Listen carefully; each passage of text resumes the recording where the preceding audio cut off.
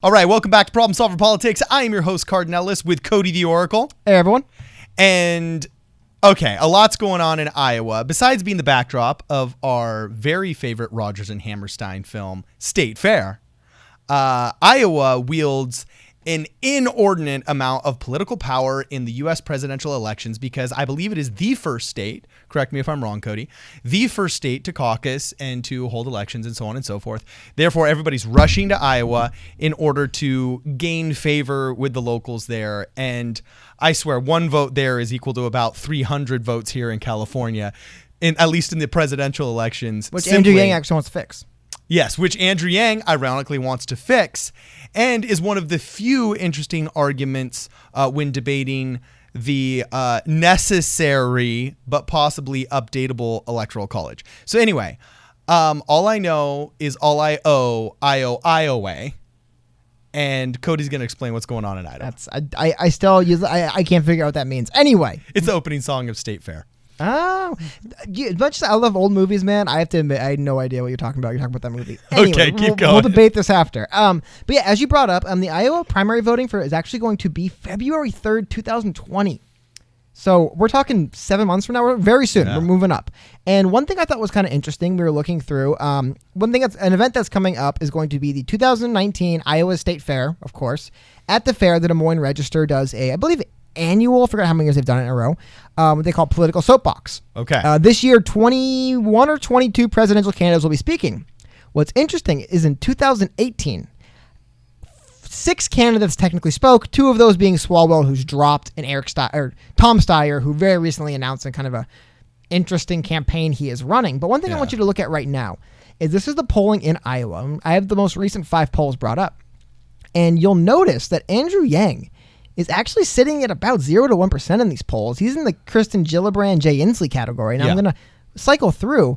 You look at the front runners, and again, candidates that are polling above Yang. We have Tulsi Gabbard, who is around with Yang. That's about the same. Okay. But Julian Castro's at 2%. He is not near 2% nationally, and his last poll is 2% in the state, and he's been hitting 1% regularly. Any insight as to why he is so much higher in the Des Moines Register polls? Is he just better at work in the room in Iowa? Sorry, I don't know if I misspoke on this. These are not Iowa Register polls. This is a YouGov poll, a Change Research poll, a Suffolk University poll. I see. Okay, I was reading these are some important polls. And why Castro is performing better in Iowa than other states, I have to admit, maybe someone, if any people, Iowa listeners out there, could tell us just what they see on the streets there. I couldn't tell you why. However, it stuck out to me that Andrew Yang is pulling behind. Now, the reason why it stuck out, as I brought up, was in 2018, so we're going basically a full calendar year, they held the same event, the Register Iowa Soapbox, and I'll just go through it quickly, and you can see the people that are speaking, and you have Democrat Abby, of course, I pick a name I can't pronounce, Fickenauer, running for Congress, Please tell me she's going to be the running mate of Buttigieg. So it's Buttigieg and Fickenauer. Yeah, no, but what I'm trying to highlight here, if you look at these people running, we have someone running for state treasurer, Congress, secretary, John Delaney, one of the few presidential candidates. But again, last year, we were mostly seeing, people running for state auditor, governor, Swalwell. I believe Evan McMullen was mulling a presidential run, but I don't know how profound it actually came moving forward. However, you'll notice Andrew Yang was one of the speakers at this event a year ago. Oh, sorry, I know that screen. Go through again. You can look at some of these names. But what stuck out to me was, of course, Andrew Yang's a smart guy, and I think he looked and said, okay, what state's voting for? Because especially if you're an outsider candidate trying to work your way in, I mean, if you get hammered in the first few primary votes, are you? You're good night. As you spoke, we've seen this in California. By the time it gets to us, your opinion's nice, but we've decided the primary. In fact, California has gotten so tired of being irrelevant in all of these national policies and national elections that I can't remember if it was on the last ballot or if it's on the upcoming ballot, but there's been a big push to actually push our primary votes forward so that people are actually caring about when we have our elections as well. Because California is one of the last people to show up to the party, and most of the electoral decisions have already been made by the time we have a chance to cast our vote. And the reason why that's unfair and why Andrew Yang's policy to actually change how these primaries are held is relevant, because there can be a candidate who's an outsider who can strategically put so much effort into Iowa and New Hampshire, and then Super Tuesday, they call it, that Tuesday in which all of the different states hold their primary elections. And gosh, if you can take Iowa and you can get an extra 5 or 6%, then all of a sudden, whoa, people might start donating to your campaign. Just like if they release a movie and it does well in select theaters, they might actually give it a national theatrical release. If you do well in select theaters like Iowa and New Hampshire, you might all of a sudden get an influx of super PAC money and be a viable candidate, all because what? 1,500 extra people in Iowa exerted their influence simply because they voted eons ago to have their primaries earlier than the rest of us, or have their elections earlier than the rest of us. So I think it's interesting that California is getting tired of this and is actually saying, hey, we want to come to the party too, because we're technically like the big cool state that, like, you know, is like really awesome. So yeah, anyway. It could be construed as unfair, the amount of influence that Iowa has. However, they do us a big favor, becoming a breeding pit and a massive testing ground for the viability of some of these candidates and their ability to, quote, work the room, if I'm not mistaken. Cody, where do I go wrong? I wouldn't say you're going wrong. I mean, no disrespect to Iowa. All you Iowa people, I'm glad you guys did the vote early in this election. I know you guys over there in Iowa get overlooked a lot, so I'm glad to see there's something you're first in, right? Yeah, they got some claim to fame. Come on. Yeah, well, I mean, the state fair gets pretty big out there. Admittedly, I'm pretty ignorant in a lot of the Midwest states, so I'll admit that. However, what I wanted to, getting back to, one thing I think is interesting is I'm going to pull up, and this is the Real Clear Politics, and it's showing Iowa aggregate data. A lot of the stuff is very similar from the last article I just had up on the screen. You'll see that once again, Andrew Yang is not performing as well as he is nationally. I believe right now he's hovering around 1.3 to 1.5% nationally. You see here's at 0.7. Again, Castro uncharacteristically higher than the others. But when we scroll down and show the dates of these polls, the most recent poll was concluded July the 18th. Okay. So as of date of recording, about a week. Now, one Okay. thing that's really interesting is in the last week, talking about the state of Iowa and Andrew Yang recently had a couple of very strong appearances in Iowa, one of which was at the AARP Presidential Candidate Forum. Yes. And this is actually something that a couple of you guys have shared with us on Twitter. I'm pulling up. And what this is someone put together a little graph showing you guys YouTube interest in the AARP Des Moines Register Forum and the YouTube stats of it. Now, I don't want to disrespect these candidates. You do notice that some of the candidates polling lower. Again, in the state, now, obviously, if you were in the state in Iowa and you saw this speech live, you wouldn't watch the YouTube clip. Yeah. But candidate interest nationally, as I'm trying to show here, nationally, the interest of internet users that's the highest for candidates is Yang and Tulsi. You can just see it plain as day. Yes. I mean, they are shattering some of these front runners. I mean, Elizabeth Warren, 1.6 thousand views. And this is from the Des Moines Register upload. Maybe the AARP upload's a little bit different. However, I looked at both, and this is pretty comparable to what you could expect. Look at that. Warren's getting 1.6 thousand views, 1.6K, while right below it, Tulsi Gabbard is getting 16K.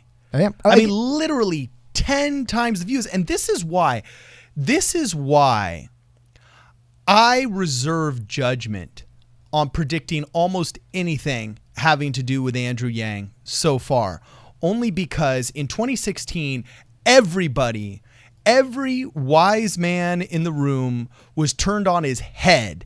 Every person that scoffed at the internet polls saying, oh, but internet polls, oh, they're unreliable. A college kid can take it 7 times. You know, in college, trust me, I was there. I'm not going to be taking an internet poll 7 times because I love. I have. Okay. Well, our college experiences would probably be totally Hold different. On, a little aside. I don't want to get too far into it because some of the content. Hold here, on, let me just finish. Which is one thing I want to highlight one thing to you, Rob. Online polls. Sorry. Okay. So one thing interesting. The New England Patriots a few years back, about a decade ago, decided they're going to do a little contest. Whoever the 1 millionth follower on their Twitter account was, okay, they were going to make a little thing and say, "Hey, thank you so and so for being our 1 millionth follower." Right? Yeah. So the people not like you, other people said, "Oh, this will be really funny." And so what they did, and I don't want to get too far into it because there's a racial slur they put in it. However, the New England Patriots official Twitter account released this thing, and it was a little Patriots jersey with a name. It was just a racial slur. Because these people figured out how to game it, make a bot or AI or something, or maybe even just looked and clicked at the right time and made sure they were the 1 millionth follower. Now, if people are going to take the time to make sure they are literally the 1 millionth follower of the Patriots just to have a racial slur appear on their Twitter account, what do you think people will do who are supporting a candidate for president when they have a chance to get in there, screw with some stuff and artificially elevate. So I would say that's true. just trolling. See, now the racial slur on the jersey, you don't even have to be racist to see the comedic value in that, because you're trolling a system. Yeah. You're turning a system that was meant to be positive PR for you and a shameless plug on social media into like the most abhorrent thing you can say. Yeah, it's a layup. Hey, we're recognizing our fans. Yeah, hey, we're recognizing our fans. I don't even know what racial slur they said, but I could see that as being a bad one. Wildly hilarious. Okay. Just like the people on the Joe Rogan podcast, he was talking about this. You remember when Shia LaBeouf put up the he will not divide us flag? Yeah, that story. Yeah. And people could trace the airplanes going. On. I do believe, full disclosure, I could be wrong. I do believe that is the what I understand happened is they figured out Shia LaBeouf was in a state by social media posts. Someone kind of looked and said, oh, if he was here, maybe he was out there and he just drove around the desert honking his horn until they heard it on stream and said, we hear you honking. And then they dialed it in from that. Well, the star charts and stuff like that is people did it, but realistically, a guy drove by. Star charts is I actually watched the whole presentation on how they did this, and they actually started timing what planes are flying where, because you could see planes going through the video. And then also Shia LaBeouf had put onto his social media post in front of a wooden background, and he'd mentioned that like he was staying in an Airbnb. So they started searching all the Airbnbs. I think he had location on too, yeah. Yeah, that type of wallpaper. And yes, anyway, we're going down a total rabbit hole here. But at the end of the day, I reserve judgment because yes, there are those people that might be more motivated for trolling, but this isn't trolling. This is positive influencing, which is a similar but different behavior. It can't be trolling though. There could be people who don't care who's going to be president. There could be someone literally in a foreign country. I don't want to get into election meddling. Who'd say, "Wouldn't it be funny if we got Marianne Williamson to like 15% in polls and just did it?" Or no disrespect to Marianne, but I'm just saying, pick any candidate. Pick any candidate. I would pay that troll factory. Yeah, no, but and look, because I hear it. I go on the internet and I see these, and whenever there's a poll online, and I don't believe these are bots. Full on, this is not what I'm saying at all. Andrew Yang outperforms in these online polls compared to the phone polls because Andrew Yang's kind of more fervent base is a little bit more online inclined than they are kind of traditional methods of communications. I'm not saying the current polls are skewed. I'm just saying if you were to move to internet polls, there's so much room for abusing internet polls. I've seen it time and time and time again where people fudge these polls. Dude, I remember speaking of the same thing. I think it was like Doritos was like, pick our new flavor. And everyone got together and conspired to make like, again, some abhorrent thing, the new flavor. There's natural stops to that abuse. And the internet polls were some of the most accurate polls of Donald Trump's popularity because of their privacy. So much so that I almost trust them more. Now, yes, there can be the abusers. Yes, there can be people massively attacking a specific poll. But just like people say, oh, you can't get rid of the speed limit or else people are going to abuse it and they're going to drive 500 miles per hour. Stop it. There's natural stops. Naturally, people don't want to drive more than 85 or 90 miles per hour. I would say cybersecurity, and I'm not an expert either. Anyone I've spoken to who knows a lot about cybersecurity tells me the same thing. And what they tell me is like, dude, you have no idea. When you actually look at like when you look at these programs, almost every one of them is vulnerable to some kind of attack, to some kind of thing. I mean, there's a website I was on recently. I forgot what website it was. And it was, I believe it's Social Blade. Social Blade helps you track social media metrics. They actually have a stop on Social Blade. When you log into the website, it takes you to another little page and it says, checking for DDoS attack. Yeah. A DDoS attack stands for, oh my God, is it directed denial of service? Anyway, a DDoS attack is when you basically just have, you could set up your Firefox tabs to do it, where it just pings the website over and over again. You get enough people together, it shuts them down. They overload. My point being is that there's so many ways to manipulate online polls. I get the apprehension for just adopting them.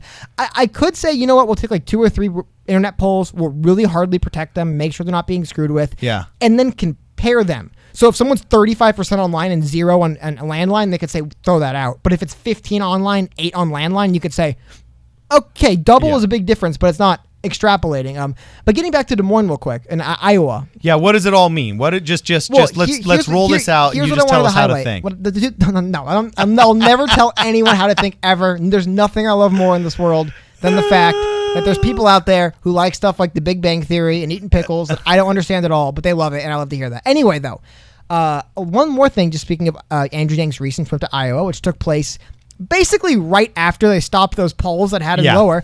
He had the very strong turnout at the AARP candidates forum. We showed the online statistics, but just go back and watch him. He got a very warm reception. People were very interested in what he was saying. It was one of his better appearances in the last month or so, I would say, was at the AARP candidate forum. Okay. However, he also met with the Des Moines Register board of directors, or not board of directors, editorial board. Yeah.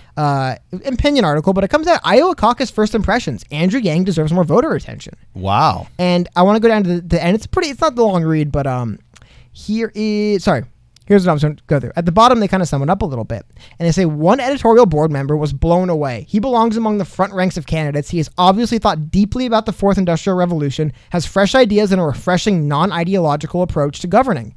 Meeting with him was like sitting in on a graduate seminar with ideas sparking, but a relaxed, not too nerdy atmosphere. Another editor agreed it's a pleasure to listen, but questioned whether he had thought some of his policies all the way through. Kind of has. Maybe all but most.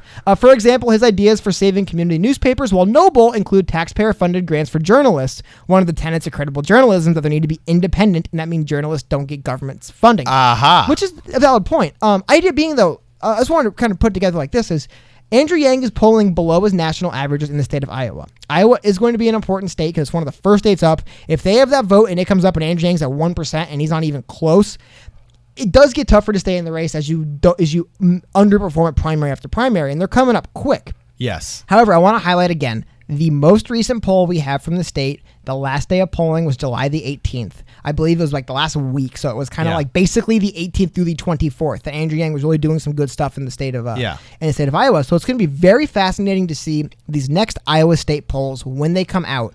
If Andrew Yang got a bump, especially, as we said, state fair is coming up. I have to imagine in the state of Iowa, state fair is a big deal. People come out. In general, state fairs are, correct? Yeah. And there's 22 candidates speaking at this. I mean, they're all going to be there. Last year, he was there with 5 other people running for president. One Swalwell, he's gone. One's Tom Steyer, didn't announce until, 2 or 3 weeks ago. Yeah. And then the other two, the other ones are Hickenlooper. Oh, sorry, Castro. Let me pull up the list. Anyway, idea being there was only a few people on stage back then, and he had a chance to get out there early, make an impression, and he's still trailing in the state. So, again, if any of you guys out there are from Iowa and you can give us any insight into why, in particular, Castro be polling so much stronger, why that's a big question to me. Why is Castro so much higher? Why Castro's higher, I can't answer. My theory on why Yang's polling lower, and this is no disrespect to the state of Iowa, I would just imagine Iowa's still a little bit more of a traditional state in the sense that it's not consumed by social media. States that are consumed by social media, Andrew Yang is pretty good in because that is where he's really making his stride. They are part, even though they're out in the middle of the Midwest in the breadbasket of the United States of America, I can't think of a state outside of the coastal elites that is more embroiled in establishment candidates and establishment politics than any major player in Des Moines politics, just because if I ever had any aspirations of running for president, I would know that any employee at the Des Moines Register needs to be on speed dial in my phone and liking me if I'm ever going to get any publicity in Iowa. Yeah, but also, there's 50 states. You can't just get rid of the rest. But yeah, I agree. And I do think that's why it was important for him to go to that candidates forum, which, by the way, a bunch of candidates were there. But still, to just show up in the state again, I just think it's fascinating. Again, a little aside that I thought was interesting. When I saw that he was at the 2018 forum, or soapbox, it was just that it's like, Andrew Yang's a smart guy. I believe this was shortly before he had completely announced, or just right around the time he had announced, middle of 2018. And he's Iowa, it's going to be an important state. I'm going to be there and make myself known as soon as possible. I thought that was really cool to see. Interesting seeing it hasn't translated to polling data. And the last thing I'm going to show up with polls, and I want to drag us out on polls because we could talk about polls for 3 weeks, is that nationally, Andrew Yang is now up to almost 2% total nationally at 1.8%, and Castro's at 1.1%. So like I said, they're basically flipped where it's like, in the state of Iowa, Castro's about double what he gets nationally, and then the inverse is true for Andrew Yang. I just thought that was interesting. I thought it's going to be really cool in the coming weeks to see. One, I'm actually kind of interested now. To be frank, I saw it on my radar before. I kind of want to see what happens at this Iowa State Fair soapbox with all the candidates on stage. Who comes out strong? Because especially, obviously for Biden, Warren, Sanders, Harris, they're probably going to be here for the long haul. But when you get below that, Buttigieg, O'Rourke, Yang, Booker, Gabbard, this is an important state for them. And then just one last thing I wanted to throw out there, which I thought was kind of interesting as well. I believe it might just be the Midwest thing. Buttigieg also is performing very high in Iowa compared to his nationals. Close to 10% in Iowa, about 5% nationally. Thought that was interesting as well. All right, awesome. So anyway, Let us know what you guys think about Iowa and what's going on down there with Andrew Yang et al. And remember, you got to like this video, subscribe, talk. Please continue the conversation below. Share this with your friends if you find it valuable or useful. We want to know what you guys think, not just about this video, but what other videos you want us to talk about, and anything and everything Andrew Yang right now. So, yeah, please opine. Let us know what you think. This is Problem Solver Politics.